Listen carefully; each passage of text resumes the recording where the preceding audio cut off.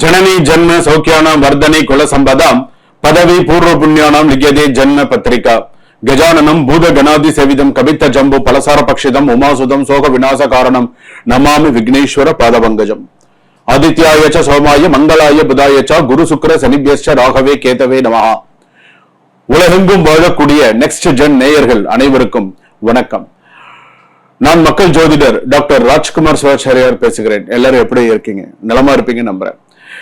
இன்றைய தினம் நாம் பார்க்கக்கூடியது வார ராசி பலன் என்ற வகையில எந்தெந்த ராசிக்கு இந்த வாரம் என்னென்ன சொல்றது. ஒரு வாரமும் நம்ம பார்த்துட்டு இருக்கோம். ஒரு வாரமும் நமக்கு என்னென்ன இருக்கும், என்னென்ன விஷயங்கள் நமக்கு நடக்கிறது, என்னென்ன பண்ணணும் அப்படிங்கறத நம்ம பார்த்துட்டு இருக்கோம். இதுல பாத்தீங்கன்னா இந்த வாரம் எப்படி இருக்கும் அப்படிங்கறத நம்ம தெரிஞ்சுக்க போறோம். யாரை நம்ப வேண்டும், யாரை நம்ப கூடாது, இந்த வாரத்துல கடன், இஎம்ஐ, லோன், இந்த சில விஷயங்கள்லாம் நம்ம கழுத்தை நெரிக்கக்கூடிய அளவுக்கு சில பேருக்கெல்லாம் யார் யாருக்கெல்லாம் இருக்கும், எந்தெந்த விஷயத்துல நாம் கவனமாக இருக்க வேண்டும், கணவன் மனைவி, பொதுவாக வேலை விஷயத்துல, சொத்து, அதே போல தொழில் செய்யக்கூடிய இடத்துல, பிசினஸ் பண்ணக்கூடிய இடத்துல நமக்கு எப்படி எல்லாம் இருக்கு, என்னென்ன சூழ்நிலைகள் நம்ம சந்திக்க போறோம், தற்போது கிரக நிலையை ஆராய்ந்து அதனை அடிப்படையாக கொண்டு இந்த வார ராசி பலன்கள் எப்படி இருக்கு அப்படிங்கறத நம்ம பார்க்க போறோம். பங்கு சந்தை லாபத்துடன் இருக்குமா, கணவன் மனைவி எல்லாம் எப்படி, எந்த சூழ்நிலையில இந்த வாரத்துல எந்த அளவுக்கு சில விஷயங்கள் இருக்கும், மூத்த குடிமக்கள்லாம் எப்படி இருப்பாங்க, இந்த வாரத்துல நிகழக்கூடிய நிகழ்வுகள் என்னென்ன அப்படிங்கறத பார்க்கலாம். சொத்து, நீதிமன்றம், இது போன்ற விஷயங்கள்லாம் எப்படி இருக்கும். கண்களுக்கு தெரியும் அனைத்து நன்மையும் அல்ல, தாமதமாகும் அனைத்தும் தோல்விகளும் அல்ல. சோ ஞாபகம் வச்சுக்கோங்க. உங்களை விட்டு விலகுபவர்கள் அனைவரும் எதிரிகள் அல்ல. சில நேரங்களில் இறைவன் தடுக்கின்ற பாதையை உங்களை காப்பாற்றும் பாதையாக கூட இருக்கலாம். நீ இந்த வழியில போகாது, இந்த வழியில போ, உனக்கு இது நல்லது அப்படின்னு இறைவன் உனக்கு காட்டுவான். உனக்கு அப்படி காட்டக்கூடிய வழி உனக்கு சிறப்பான ஒரு வழியாக இருக்கும்.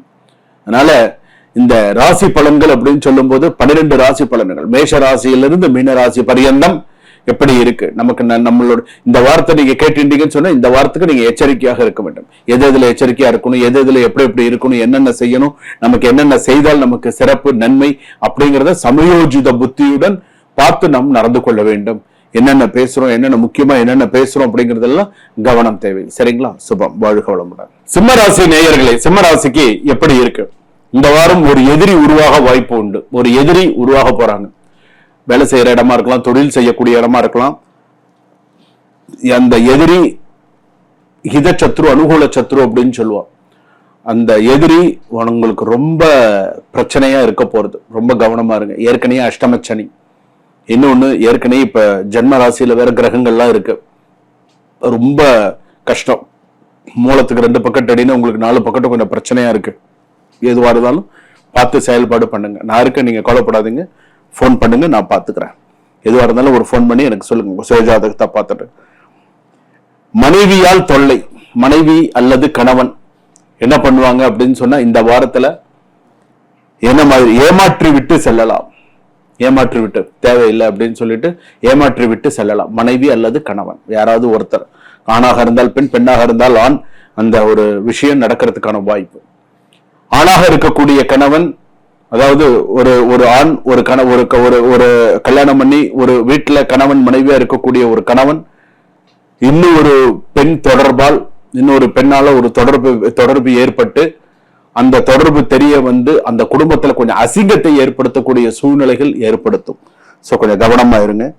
அதே போல கணவரை ஏமாற்றி விட்டு செல்லக்கூடிய மனைவி, குழந்தைகளை கூப்பிட்டு, ஒரு குழந்தையோ 2 குழந்தையோ கூப்பிட்டு ஒரு ரிலேஷன்ஷிப் காரணமாக கணவரை ஏமாற்றி விட்டு செல்லக்கூடிய ஒரு பெண்ணும் அந்த ஸ்தானத்துல இருக்காங்க. இந்த வாரத்துல அந்த மாதிரியான சில சிச்சுவேஷன்ஸ் எல்லாம் வரும். சோ கொஞ்சம் பார்த்து ஹேண்டில் பண்ணணும், பார்த்து கவனமா இருக்கணும். அதுலயும் முக்கியமாக ஜி என்ற எழுத்து, கே என்ற எழுத்து, எம் என்ற எழுத்து, ஆர் என்ற எழுத்து மிகுந்த கவனம் தேவை இந்த வாரத்துக்கு மட்டும். சோ இந்த எழுத்துக்கள்ல உள்ளவர்கள் ரொம்ப கொஞ்சம் பார்த்து எச்சரிக்கையோட நடந்து கொள்வது நல்லது. ஒண்ணு. அடுத்ததாக இந்த வேலை விஷயம், மற்ற விஷயங்கள் அப்படின்னு எடுத்துக்கும் போது சிம்மராசிக்காரர்களுக்கு எப்படி இருக்குன்னு, பதவி, பொறுப்பு அல்லது அதிகாரம் தொடர்பான முக்கிய மாற்றங்கள் உருவாகலாம். உங்களை பேசுபவர்களை விட உங்களை கவனித்து பார்க்கும் மனிதர்களே அதிகம். அலுவலக அரசியலில் உணர்ச்சி வசப்படாதீர்கள். ஆபீஸ் பாலிடிக்ஸ்ங்கிறது எல்லாத்திலும் இருக்கும். உணர்ச்சி வசப்பட்டு பேசுறது, அப்படியே தாம் தும் குதிக்கிறது பார்த்து செய்யுங்க. புதிய ஒப்பந்தம், விரிவாக்கம் அல்லது முதலீடு செய்யும் முன் சட்ட ரீதியான ஆவணங்களை முழுமையாக சரிபார்க்கும். நண்பர்கள் பணத்தை முதலீடு செய்வது நிதானம் தேவை. அதே போல வீட்டுல தாய் மாமாவுக்கு கொஞ்சம் பிரச்சனைகள் வருவதற்கான வாய்ப்புகள் இருக்கு. மூத்த சகோதரனுக்கு பிரச்சனைகள் வருவதற்கான வாய்ப்புகள் இருக்கு. சொத்து தொடர்பான பிரச்சனைகள் வருவதற்கான வாய்ப்புகள் இருக்கு. சோ இதெல்லாம் மைண்ட்ல கொண்டு வந்துக்கோங்க. குடும்பத்தில் உள்ள ஒரு முடிவை அனைவரும் ஏற்க மாட்டார்கள். விட்டு கொடுக்கும் மனப்பான்மை இருந்தால் பெரிய பிரச்சனை தவிர்க்கப்படும். நீ ஏதாவது ஒரு கருத்து சொல்ற அப்படின்னு சொன்னா குடும்பத்துல கேட்க மாட்டாங்க, பிரச்சனை பண்ணுவாங்க. கொஞ்சம் பார்த்துக்கோ. பெரிய லாப ஆசை இந்த வாரம் ஆபத்தை உருவாக்கலாம். பொறுமையாக செயல்படுவது பாதுகாப்பை தரும்.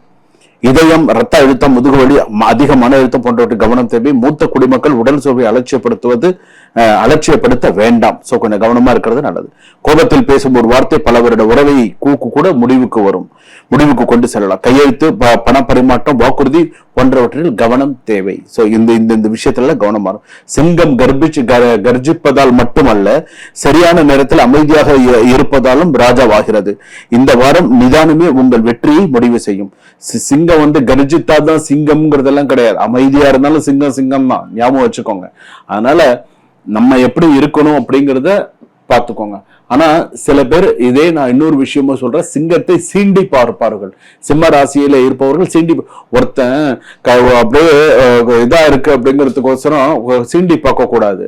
சரிங்களா? அது அவன் கொஞ்சம் எழுந்துட்டான்னு வச்சுக்கோங்களேன், அப்புறம் நீங்க இருக்க மாட்டீங்க. அதனால ஒருத்தர் அனாவசியமா சீண்டி பாக்குறது, அனாவசியமா தொல்லை கொடுத்து பாக்குறது, அனாவசியமா சில விஷயங்கள் பண்றது, அதுவும் சிம்ம ராசிக்காரர்கள் கிட்ட ரொம்ப வச்சுக்காதீங்க. அவங்க பாத்தீங்க அப்படின்னு சொன்னா நேரம் பார்த்து அடிப்பவர்கள் சிம்ம ராசிக்காரர்கள்.